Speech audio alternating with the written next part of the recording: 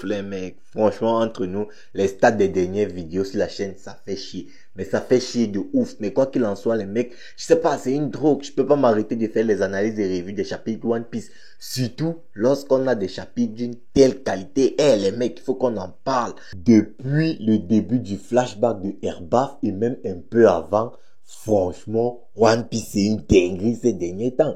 Franchement, les mecs, il faut qu'on en parle de la qualité des chapitres. Et ce flashback, je vais pas m'avancer comme j'ai eu l'habitude de m'avancer dans les arcs précédents. Surtout avec Egghead, là où je disais que Egghead était le meilleur arc de One Piece. Mais franchement, les mecs, Egghead m'a un peu déçu à la fin. Moi, je trouve que la fin de Egghead, elle a complètement terni toute l'arc. Parce que le début de Egghead, c'était une dinguerie avec les combats qu'on avait eu. Le massacre de Shanks sur Kid, le combat de Garp contre les pirates de Barbe Noire, ou encore Trafalgar Law versus Barbe Noire lui-même. Franchement, c'était un acte de fou au début, avec même Luffy Kizaru. Mais lorsque le flashback de Kuma a commencé, bon, allez, pas lorsque le flashback de Kuma a commencé, parce qu'on a quand même le chapitre 1096 qui était une vraie dinguerie. Mais pour moi, à partir du chapitre 1098, franchement, Egghead, c'était plus trop ça. Et ce qui m'a vraiment déçu à la fin de Egghead, c'est que nos protagonistes favoris, c'est-à-dire les Mugiwara, n'avaient pas de combat qui leur permettait d'évoluer. C'est-à-dire même Luffy, il n'a pas affronté un adversaire. Là, on pensait que sur Egghead,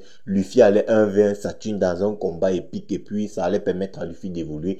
Même ça, il n'y a rien eu. Franchement, Egghead à la fin, c'était pas trop ça. Et donc, je me rends compte que je n'avais pas réellement donné une note finale à l'arc de Egghead. Du coup, je vais la donner là tout de suite. Du coup, même c'est complètement subjectif pour moi. Jusqu'au chapitre 1096, Egghead c'est un 9 sur 10. Mais après le chapitre 1096, jusqu'à la fin, on va dire, allez, jusqu'au chapitre 1126, pour moi, Egghead, c'est un 7 sur 10 dans sa globalité. Mais bref, on n'est pas là pour parler de Egghead, on est là pour parler de Erbaf et de ce magnifique chapitre 1156 qui, encore une fois, était une vraie dinguerie. Surtout par rapport au personnage de Garp, étant donné qu'il y a eu énormément de mauvaises langues vis-à-vis du personnage de Garp. Et même plus que des mauvaises langues, on avait des insultes. Pas que des insultes à l'encontre de Garp, mais des insultes même à l'encontre de ceux qui défendaient Garp. Du coup, avec ce chapitre, je pense que là, son blason est complètement redoré. Le personnage de Garp, franchement, dans ce chapitre, il a régalé, mais de fou, ses fans.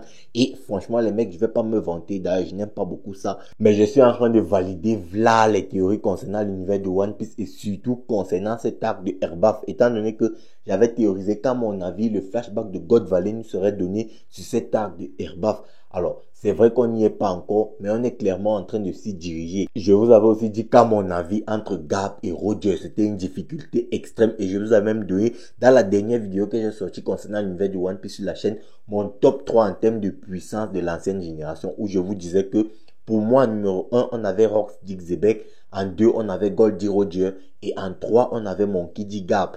Et là, ce chapitre 1156 nous le confirme encore clairement. Bon, c'est vrai que j'avais ajouté Harald dans l'équation. Je ne l'enlève pas toujours. Je n'exclus toujours pas Harald parce qu'on attend encore de voir. Et je pense que Harald aura encore un gros rôle à jouer dans la suite. Et je pense qu'il aura un très gros rôle à jouer pendant God Valley. Du coup, là, c'est encore une théorie qui se valide de ma part. Et souvenez-vous, il y a 2 chapitres, je vous disais déjà qu'on allait certainement avoir un combat Garp-Roger quelque part sur les mers et je vous disais que ça allait être dans le chapitre suivant. Mais là, non, ça n'a pas été dans le chapitre suivant étant donné que ça a été dans ce chapitre 1156. Donc, c'est un chapitre après que ce combat Garp-Roger est intervenu.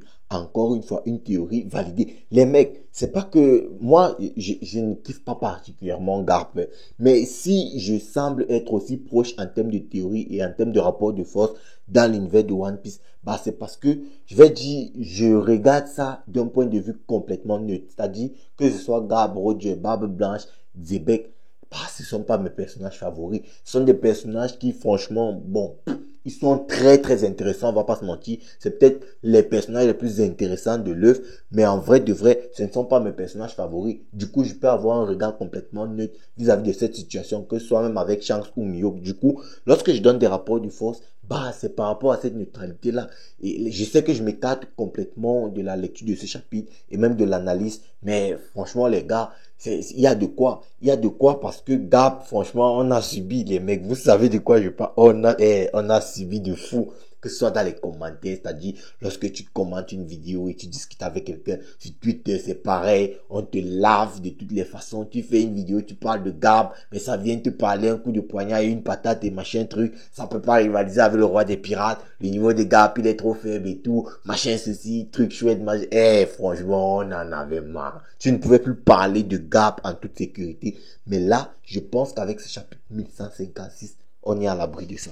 Bon, du coup, la review d'aujourd'hui sera assez courte, étant donné qu'on va principalement s'attarder sur la confrontation entre Gab et Roger. Mais avant tout, on va faire un petit escale sur les Rocks et sur les pirates Kuja. Bon, je vais commencer par les Rocks pour ne pas oublier. On apprend donc ainsi que Xebec voulait retrouver la galère, la compagnie. Bon, là, on peut directement supposer qu'il voulait reproduire une arme antique et certainement Pluton, étant donné que c'est la seule arme antique connue à nos jours qui possède des plans. Et ensuite, Rock voulait 2 fruits du démon, dont l'un se trouve à Erbaf, et il voulait que Harald bouffe 2 fruits du démon. Donc là, on a déjà la confirmation que en ce moment de l'histoire, Harald n'avait pas encore de fruits du démon. Bon, quels sont ces fruits du démon? On n'en sait encore trop rien. Et très franchement, je n'ai pas trop envie de m'avancer là-dessus. Du coup, on découvre un peu les derniers pirates manquants des Rocks. On retrouve ainsi Big Mom qui est venu avec Streusen. On découvre aussi Kaido qui est un rookie qui vient d'arriver. Mais Kaido n'est pas le plus nouveau étant donné qu'on découvre H d'Argent qui est plus nouveau que Kaido dans l'équipage. Et on apprend que H d'Argent c'était le rival de Shiki étant donné qu'on sait que Shiki était un Yakuza. Du coup, on peut donc en conclure que Shiki et H d'Argent étaient originaires de Wano et c'était 2 Yakuza de Wano. Bon, les mecs sont rivaux, bah on comprend qu'en termes de puissance, franchement, c'était des monstres. Donc, si c'était le rival de Shiki et qu'on sait que Shiki c'était un monstre de puissance, bah on peut aisément en conclure que H d'Argent lui aussi, c'était un monstre de puissance qui était vraiment terrifiant mais super fort. Mais cependant, il reste un pirate qui n'a pas encore rejoint l'équipage des Rocks et je vais bien évidemment parler de Gloriosa. Directement, on va faire la transition avec les pirates Kuja étant donné qu'on apprend que Gloriosa, c'est-à-dire Maignon, celle qu'on connaît en tant que Mamie Nyon aujourd'hui, c'était l'impératrice d'Amazon Lily et elle avait pour second de son équipage Shaku Yakudi Shaki, cette femme qu'on voit constamment avec Rayleigh. Bon, d'après ce qu'on peut comprendre, Gloriosa a été super belle dans son temps. C'était l'une des plus belles femmes au monde et elle était extrêmement convoitée. Sauf que Shaki était encore plus convoitée qu'elle et ça la rendait un peu jalouse. On apprend aussi que ce sont des sœurs. On apprend que Roger, lui, il était amoureux de Shaki. Cependant, Gloriosa était amoureuse de Roger. Et de l'autre côté, Shaki a fait des yeux à Rayleigh. Bon, bref. Il y a tout ce bordel là, moi je vais pas entrer dans les détails, mais du coup, lorsque les pirates Kuja ont dépouillé, ont pillé les pirates de Roger, tu as le vice-amiral Gab qui a débarqué. Les pirates Kuja se sont enfuis et Roger a décidé de rester avec son équipage pour affronter Gab. Et là, les mecs, ça devient une vraie singerie, étant donné que déjà, on a une nouvelle technique nommée de Roger. Les mecs, dites-vous quand même que il a fallu de l'intervention de Gab dans le manga pour que Roger nous donne le nom d'une autre de ces techniques nommées, étant donné qu'on ne connaissait que le Kamusari. Et là, Roger nous donne dans une autre de ces techniques nommées. Et très franchement, les mecs, j'ai senti Roger dans ce chapitre extrêmement tendu. Les mecs, là, c'est clairement ce qu'on appelle la rivalité. Parce que là, tu vois, lorsque les deux se confondent, tu vois un Roger qui dit Gab. Et tu vois un Gab qui dit Roger. Donc, les mecs, tu sens vraiment qu'il y a de la tension. Et là, ils n'ont pas fait du genre, ouais, les coups amicaux, comme on a vu avec Harald et Xebec, les coups ne se touchaient pas et tout. Non, là, les mecs se frappaient vraiment pour se faire du mal, voire même pour se tuer. Et là, tu peux voir vraiment la résistance des mecs, surtout qu'on peut voir que les mecs utilisaient leur Haki des rois et leur Ryo en même temps. Les mecs, ils frappaient vraiment de toutes leurs forces. Ça, c'est vraiment une réalité.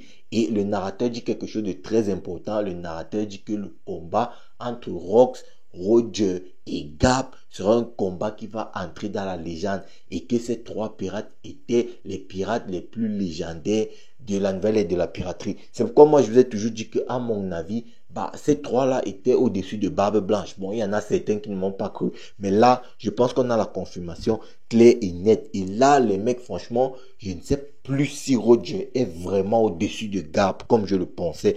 Parce que là, avec ce qu'on a eu dans ce chapitre, on peut voir qu'il y a vraiment une rivalité de fou, les mecs. J'ai jamais vu Roger aussi tendu. Et les mecs, dites-moi un peu.